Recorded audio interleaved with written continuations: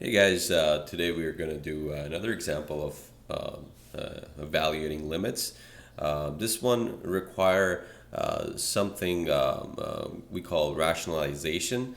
It's an interesting problem. I've seen these problems many times over my any courses I've taken that have limits.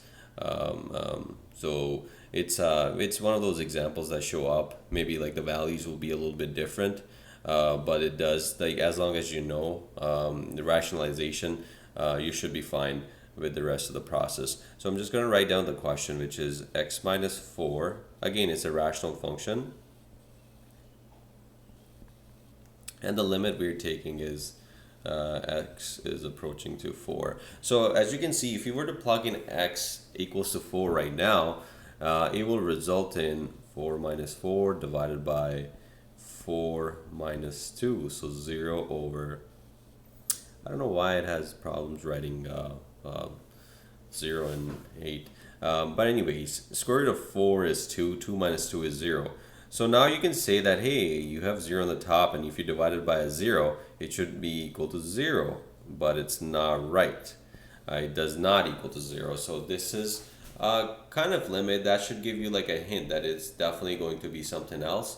You have to either factorize. As you can see, you cannot factorize in this question, but what you can do is rationalize this. How do I know this? You have to rationalize this by looking in the denominator. As you can see, there's a square root.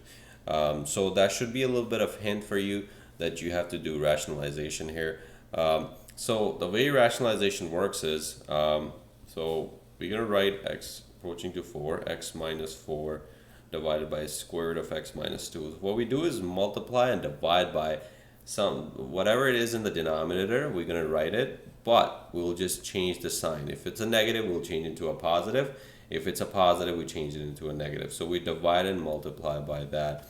So now what we're going to do is just do the distribution here and see what happens. On the top, what I like to do is just do the distribution. So it will result in x times square root of x.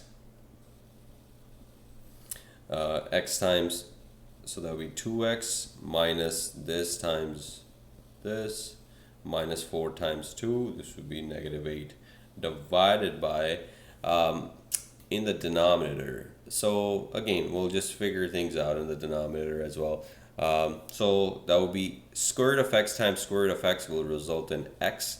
It's because the square root of x is essentially same as x half. So, and then if you multiply, as you know from the rule of power rule, I think, or maybe the where it says not power rule, maybe like for exponents, right? If you have same exponent or base, you add the power. So if you multiply square root of x times square root of x, so that will result in x equals to 1. 1 half plus 1 half will result in 1. Now next step is square root of x times 2, so that would be 2 square root of x, and then minus 2 times square root of x, and minus 2 times plus 2 is minus 4.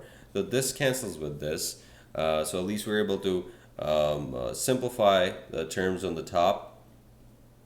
I think I should have just left, now that I see it, I should have just left the top as in not distributed. So let me just take one step back and see what happens. So I'm going to ignore all this that I didn't do. What I'm going to do is I'm just going to write it as x minus 4, like pre-distribution terms, divided by, what I'm left in the denominator is x minus 4. The reason I did it is because I'm able to, in this way I'm able to cancel out the x minus 4 terms, x minus 4 term or factor, which would have, if it was still there, it would have given me a problem because that would have resulted in 0 in the denominator. So now I'm able to cancel these two terms out, leaving behind square root of x plus 2. So now we'll just simply plug in 4 for x, so that will be square root of 4 plus 2. And square root of 4 is equal to 2, so 2 plus 2 is equals to 4. So now the answer will be 4. Which basically means that as x is approaching to 4 for that particular function, it is the value is going to be the answer, or limit is going to be 4.